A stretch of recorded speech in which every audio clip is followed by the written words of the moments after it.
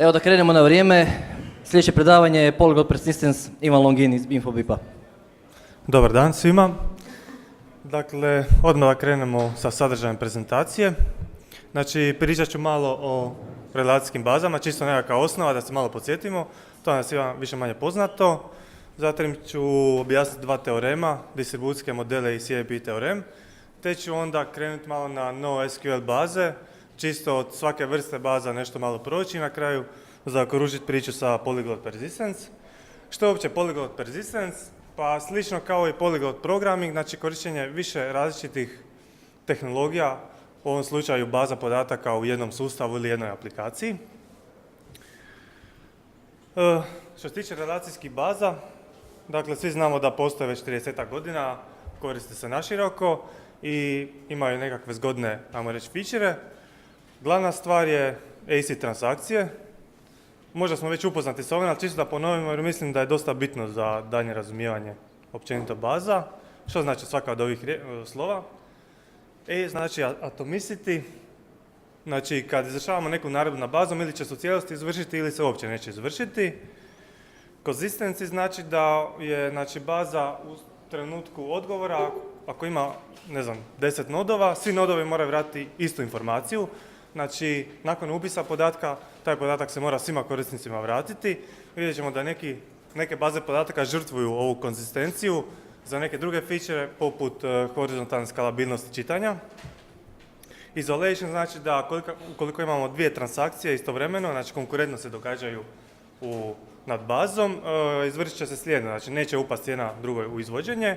I durability znači da podaci moraju biti spremljeni na neki hard disk ili SSD, to jest prilikom pada stroja podaci moraju biti sačuvani i vidjet ćemo da neke baze podataka žrtvuju durability upravo zbog brzine, na primjer, upisivanja podataka.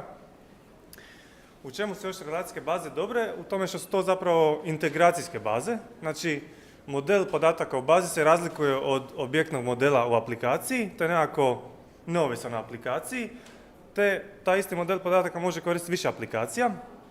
To je s jedne strane dobro, ima jednu bazu, a s druge strane može biti loše zato što se komplicira održavanje te baze. Znači, ako neka aplikacija mora staviti indeks na neku kolonu, to može uništiti drugu aplikaciju slično. Za razliku od toga postoje nekakve aplikacijske baze i u tom smjeru zapravo idu te sve neki NoSQL baze podataka gdje jedna aplikacija ima slobodu nad svojom bazom podataka. I prije nekih 5-6 godina je došlo do otkrića, ajmo reći, big data, to jest došao nekakav kao hype, gdje se shvatilo da se te velike količine podataka koje se sad mogu prikupljati mogu iskoristiti za nešto korisno i sad je nastao problem zato što relacijske baze jednostavno nisu bile napravljene u svoje doba za nekako normalno skaliranje, iako postoji mogućnost skaliranja i kod njih, ali nekako nije baš najprirodnije rješenje i pojavljuje se taj nekakav NoSQL pokret, ajmo reći. Ima 4 karakteristike.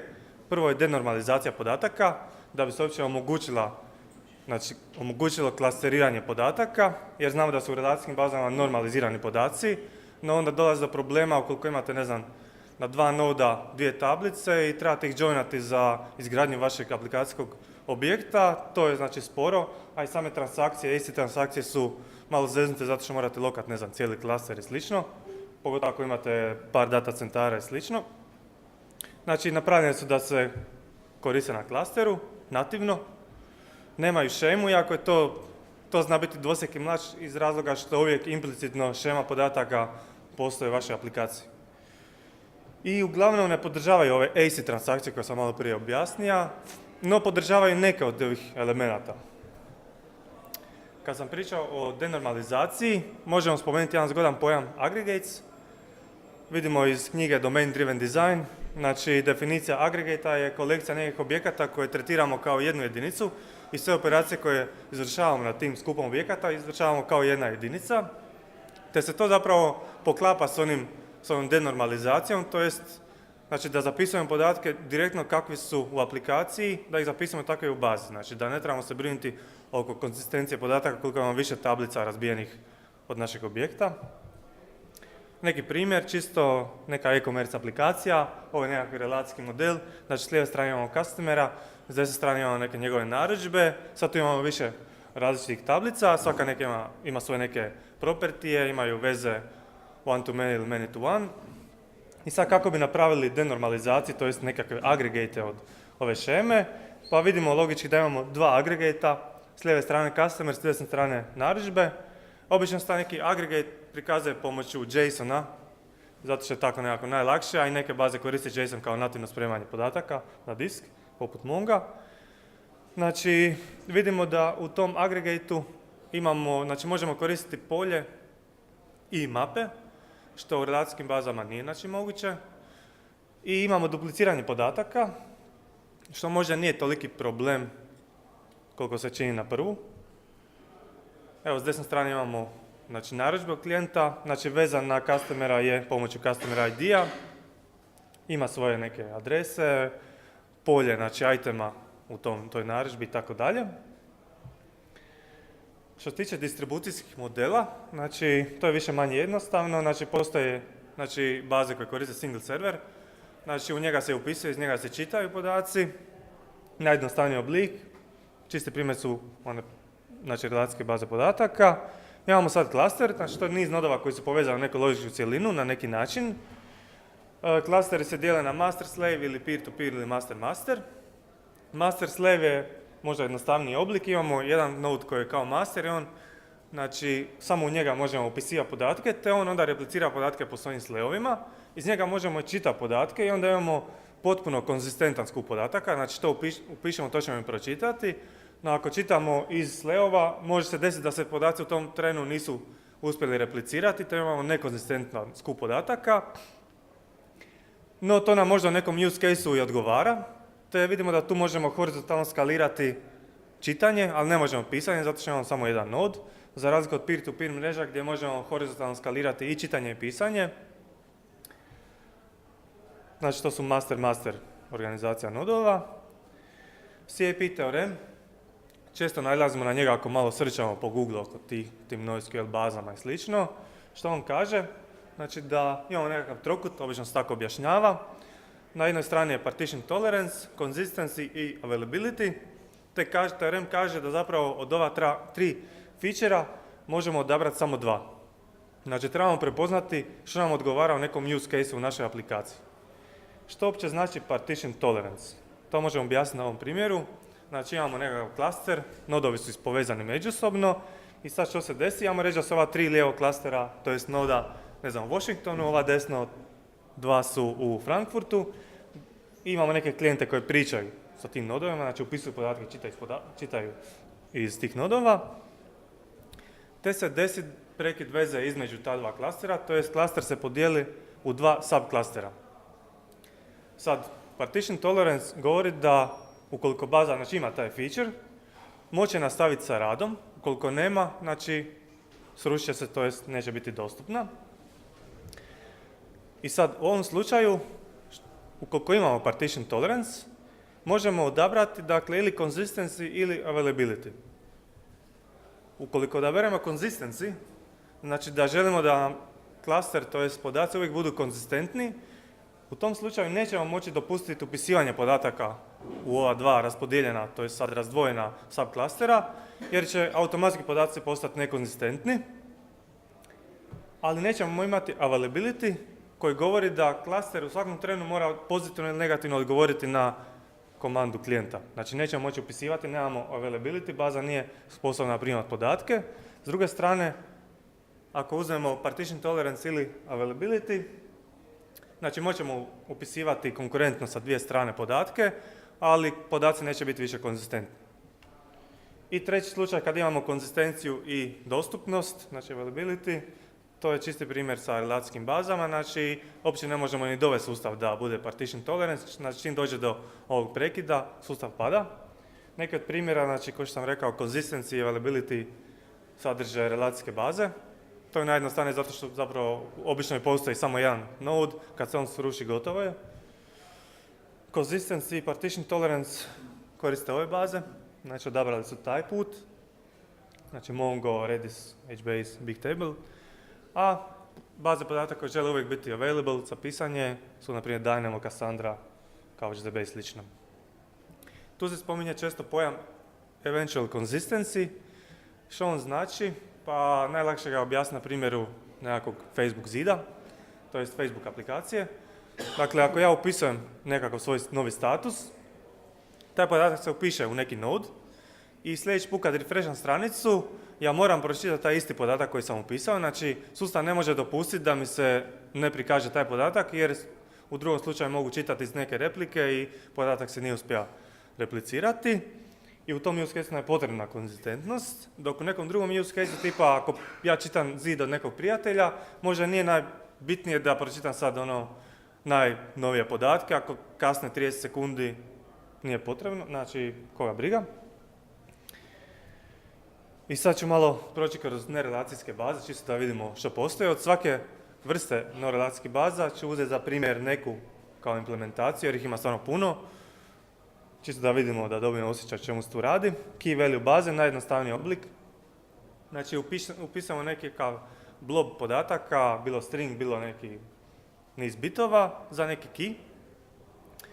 I za primjer ćemo uzeti Redis. Znači to je in-memory baza podataka koja, na primjer, nema onaj feature durability koji sam spominjao na početku iz AC transakcija, iz razloga što se podaci najprije upisuju u memoriju, onda kroz neko vrijeme on to replicira, to jest spremi na disk i u trenu ako se sruši node prilikom, a da se nisu uspjeli podaci spremiti na disk, gubimo ih, no zato ima jako veliku brzinu upisivanja podataka. Nekakve operacije nad Redisom su stavljanje nekakvog value za neki key i možemo getat samo po tom keyu, znači ne možemo raditi neke kompleksne upite nad tom value koju smo stavili. Također ima zgodne feature poput countera, znači atomic update countera, to je zgodan feature. Još ima i atomic prebacivanje iz jednog polja u drugo polje, jer ipak nije baš da samo se mogu obični stringovi upisivati u bazu, možete nekakva jednostavna polja ili mape. Te ima Redis inače i publish subscribe sustav, te se lako može zapravo napraviti queuing sistem pomoću toga. To smo mi na našem produktu napravili, znači nismo koristili neku vanjsku već gotovo rješenje poput, ne znam, RabbitMQ i slično, nego smo napravili to pomoću Redisa, iz razloga što Redis koristimo za neke druge stvari, pa onda smo mislili da jedan sustav manje zadržavati i slično, ali lako se to napravi. Kad koristi, kad ne, možda najvažnije, pa obično se Redis ili druge Memcache baze koriste za sesije, jer ako se izgube podaci, koga briga, mislim, nije baš da je to kraj sustava. Znači, i općenito neki podaci koji se mogu lako dohvaćati pomoću kija, znači gdje ne trebamo nekakav kompleksan upit raditi. Naravno, nije baš dobra za neke relacije između više tih zapisa i slično, ili kveranje, kao što sam rekao, po tom value koji je spremljen. Za razliku od key value-a, document oriented baze, tu vrijednost koju zapišu pomoću kija, ipak mogu nekako, znači možemo iskoristiti neke fieldove za kveranje, dakle kompleksniji je taj objekt. Primjer za takve baze su MongoDB, CouchDB i slično. Što se tiče onog sustava repliciranja i klasteriranja, dosta se razlikuju, svaka ima neku svoju, ajmo reći, filozofiju. Mi konkretno na našem sustavu, inače ja radim na push projektu, nisam na početku rekao, što je Kristijan spomenuo na svom predavanju. Mi konkretno koristimo MongoDB bazu za neke stvari, to ćete vidjeti na kraju prezentacije. Kako izgleda data model document oriented baze, u ovom slučaju MongoDB-a. Dakle, čisti JSON. Mongo prima JSON kao input i pretvori u nekakav binary JSON, te tako spremi na disk. Dakle, imamo tu nekakvu osobu koja ima svoje imena, prezimena, polje nekakvih lajkova, te reference na svoje prijatelje. Vidimo da moramo, da bi došli do prijatelja do ove osobe, moramo dohvatiti najprije ovaj podatak, iterirati po ovom arrayu i dohvaćati njegove prijatelje. Znači, ne možemo to obaviti u jednoj operaciji što bi možda mogli u relacijskim bazama. Koje queryje možemo uopće izvršiti na ovakvom skupu podataka? Znači, sintaksa za queryje u Mongu je isto JSON-like, tako da to pojednostavi korištenje. Ova naredba će vratiti polje svih osoba, znači nismo dali nikakav argument. Ova naredba će vratiti samo jednu osobu, u ovom slučaju po imenu Ivan. Znači, srčamo po ID-u, jednostavnije. Srčamo po imenu, možemo znači po fieldovima srčati. Po više fieldova. Ili po nekim podobjektima, znači to je isto zgodno. Što se tiče distribucijskog modela, MongoDB ima dva načina, dvije filozofije. Prvo je replika set, drugo je sharding. Replika set je zgodna za horizontalno skaliranje čitanja, znači to je master slave arhitektura. I zgodno ako imate neki use case gdje vam nije baš potrebno znači, upisivati velike količine podataka, ali vam je bitno da možete brzo pročitati te podatke. Tako da možete dodavanje novog sleva znači horizontalno skalirati. Sharding je ništa drugo nego više tih replika setova u kojem svaka ima određen dio podataka. Znači u idealnom slučaju bi svaki od ovih shardova, tu su 3, imao trećinu podataka.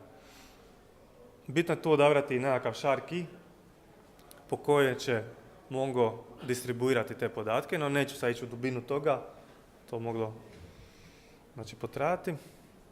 Kad koristiti document oriented baze, pa za razliku od key value, znači možemo searchati po tim nekim podobjektima, tu su neki primjeri e-commerce aplikacije, znači gdje možemo lako taj objekt iz naše aplikacije jednostavno spremiti jedan na jedan u bazu.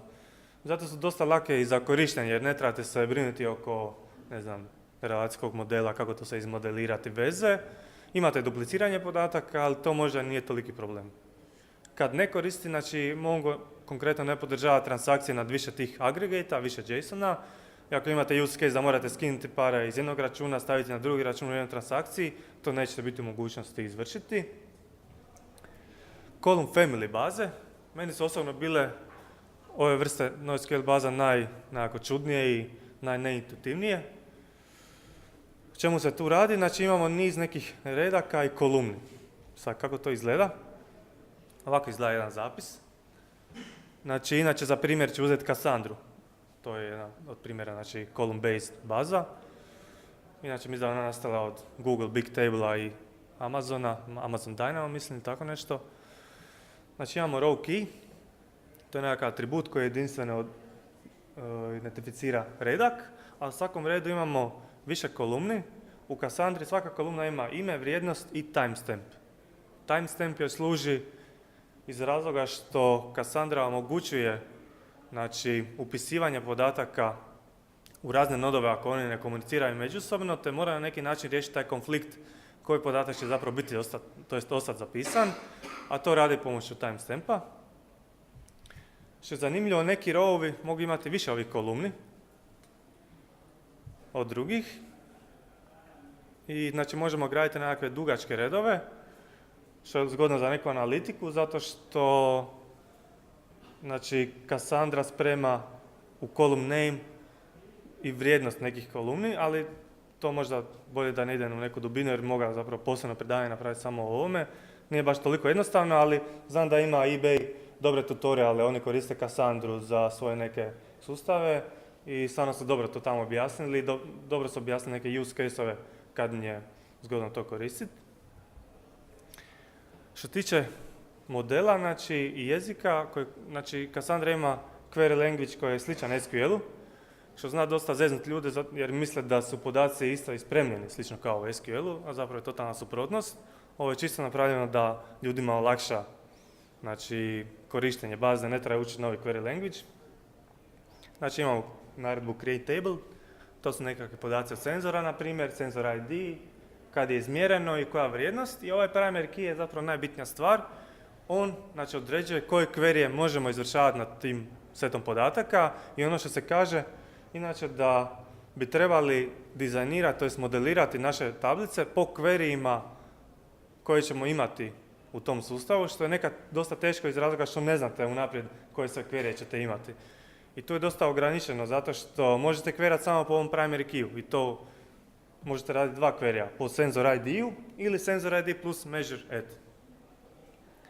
Taj sensor ID inače postane partition key ili onaj row key i po njemu Cassandra rasprše podatke po nodovima. Distribucijski model se razlikuje od, naprimjer, nekih dokument baza, on je čisti peer-to-peer ili master-master, znači sve nodove možemo upisivati i čitati. Iz tog razloga je Cassandra jako dobra za upisivanje velike količine podataka, jako je brza. Mi Cassandru koristimo u nekom dijelu sustava, to ću na kraju reći, objasniti, iz razloga što baš imamo use case gdje trebamo znači, veliku propusnost baš upisivanja podataka, ne toliko čitanja. A nije nam toliko bitna možda konzistentnost tih podataka. Kad koristi, kad ne, pa slična stvar je zapravo kao i kod document oriented, s tim da, naprijed, Cassandra je dobra za nekakvu analitiku, ima isto atomic operacije nad counterima, znači možete updateat counter ili inkrementat ili dekrementat u jednoj operaciji. I stavio sam na kraju massive writes, znači jako je dobra za upis podataka. Kad ne, pa opet znači ne podržava baš čisto iste transakcije, nije baš konzistentna. Ili kad vam query ne odgovaraju znači, modelu. I zadnja vrsta NoSQL baza su graph baze. Znači prošli smo key value, document oriented i column oriented. Graph baze su specifične iz razloga što su zapravo bliže relacijskim bazama nego ovim nove vrsti baza podataka, NoSQL-u, jer su podaci zapravo totalno povezani. Znači imate potpuno relacijski nekakav model, sve je u nekakvim vezama. Znači imate nekakve nodove i veze među njima. Naprimjer, imamo nekakve ljude, ne treba imati ne treba biti ista domena, može imati firme neke i slično. Svaki ovaj nod ima svoje propertije, svaka relacija ima svoje propertije, relacije mogu biti prema jednoj strani ili obostrane. Te iz tog razloga je graf bazama također teško skalirati na više nodova. Baš zbog tih veza između znači, ovih pojedinih nodova. Tipa ako, ne znam, u ovom slučaju Ivan se spremi u Washingtonu, Marko u, ne znam, Frankfurtu, treba proći neko vrijeme da se ti podaci znači, povežu. I iz tog razloga zapravo graf baze podržavaju ACID transakcije, jer ne trebaju zalokat cijeli klaster, nego samo taj jedan nod na kome se nalaze. Čisto za primjer ću uzeti Neo4j. Znači, sintaksa u Javi je jako intuitivna i jednostavna. Tu kreiramo node, stavimo mu neki property, u slučaju ime Ivan. Kreiramo drugi node, slično, i stvorimo znači, veze između tih nodova, u ovom slučaju dvostrane veze. Znači, veza je prijatelj. Feature kod graf baza je nekako traversanje po tim nodovima. Evo primjer tog pretraživanja cijelog grafa. Imamo nekakav builder pattern za stvaranje tog objekta koji je oblika traverser. Stavimo algoritam breadth first search. Stavimo mu koje relacije želimo znači, gledati. Nekakav evaluator, čisto da ekskludamo znači, startnu poziciju. Mislim da se evaluator može staviti neke kompliciranije funkcije da napravi nešto na tim nodom do kojeg trenutno dođe. I stavimo mu početni node, te dobijemo neku listu tih pathova, znači objekt path, po kojoj možemo iterirati i ispisivati ili raditi neku biznis logiku. Kad koristiti, kad ne, pa ja mislim da je dosta jasan use case, znači kad imamo nekako full povezane podatke, poput social networka, recommended engine i slično. Naravno ne koristi kad nam je potrebna neka horizontalna skaliranje ili kad nam znači, model baš nije graph-like. Mislim da to je logično. I na kraju polyglot persistence, znači na koji način mi mogli iskoristiti svaki feature od ove baze u našem sustavu. Evo push platforma, znači primjer push platforme. Imamo nekih 5 konteksta aplikacije koje možemo izdvojiti. Znači cilj polyglot persistence-a, to je preduvjet za to, je da izdvojimo u aplikaciji ili sustavu nekakve jedinstvene cjeline koje možemo tretirati kao zasebne i tu, na primjer, naivno rješenje je da sve koriste nekakvu relacijsku bazu podataka. Mi smo konkretno krenuli sa MongoDB-om, znači tu je MongoDB bio i isto se nije pokazalo najbolje zato što jednostavno ne odgovara svim use case-ovima. Nekako bolje rješenje je možda razbiti ove neke tu relacijsku bazu u više baza podataka i svaki od ovih konteksta, znači to se naziva još i bounded context u knjizi Domain Driven Design, ako ko pročitao, svaki od ovih konteksta koristi svoju nekakvu bazu podataka koja mu najviše odgovara, to jest najviše odgovara za njegov use case. Naprimjer, billing će koristiti relacijske baze, su nam potrebne transakcije, znači tu se obavlja nekakve prebacivanje novaca s jednog računa na drugi i slično. Sesije, to je jako jednostavno za key value baze, znači jednostavna implementacija, i dosta brzo. User application data smo mi konkretno ostavili u Mongu jer smo krenuli sa njima i dosta nam je jednostavno raditi sa tom bazom jer nam je objektni model 1 na 1, to jest aplikacijski model podataka 1 na 1 sa modelom u bazi. Za analitiku smo počeli u zadnje vrijeme koristiti Cassandru, to je znači column baza i traffic smo, znači sa taj zapis poruka koje šaljemo smo isto počeli zapisivati u Cassandru iz razloga što nam je baš bila potrebna ta velika brzina, znači veliki throughput upisa podataka. A to nam je lako napraviti s Cassandrom jer vidjeli ste kod Monga da dosta nekakvih nodova morate imati, tipa replika set morate imati 3 noda, pa onda ako želite šardati to morate imati još 3x3, a u Cassandri je nekako po defaultu napravljena struktura da je nekakav klaster. To jest možete lako napraviti klaster, mi smo napravili pola sata, na primjer, povezali par nodova da oni budu u nekom klasteru i da raspodijeljeno primaju podatke. Neka još ideja je da zapravo vrepate sve te baze u neke servise. Na taj način ste dekaplali svoju aplikaciju od samih baza. Zapravo nisam baš siguran da to postoji neko najpametnije rješenje. Dosta ljudi rade na neke svoje načine, ali ne znam, ovo se čini kao zgodno rješenje da ako želite promijeniti neku bazu, da lako je promijenite bez da mijenjate svoju aplikacijsku logiku, a na ovaj način se možda može više nekih tih konteksta ili manjih aplikacija povezati na vaš servis. Ako su im potrebni podaci iz vaše baze, to je SQL bilo lako zato što imate relacijski model koji je neovisan na aplikaciji i lako neka aplikacija može napraviti par joinova između tablica i dobiti vaše podatke, a tu je malo teže, stoga se ovo nameće kao neko od rješenja. No, isto bih spomenuo da nije baš sve crno-bijelo, znači pitanje je koliko vas za vašu aplikaciju potrebno sad razbijati te manje dijelove, koristiti puno baza, jer sve to donosi nekakvu kompleksnost, na primjer pri deploymentu, pri održavanju, znači morate imati ljude koji se razumiju te baze, jer svaka ta baza ne možete odmah staviti u produkciju, nego morate malo naštimati neke parametre, vidjeti što odgovara vašem use case-u, to je to se najbolje može objasniti pomoću neke logaritamske funkcije, znači na početku puno tog dobijete, ali kasnije možda i ne tako puno. Znači, dosta je bitna ta procjena koliko vam je zapravo bitno ulaziti toliko tehnički, znači ima toliko sustava koji mogu failati i koje treba održavati. I za kraj bih samo preporučio ovu knjigu, znači od Martina Fowlera, ne znam tko pročitao, NoSQL Distilled, znači jako kratka, ima 150 stranica, a mislim da je dosta sažeo bit oko tih baza podataka i trenutnog nekakvog smjera u kojem se ide. To je to. Možda neka pitanja koje imate. Ima netko?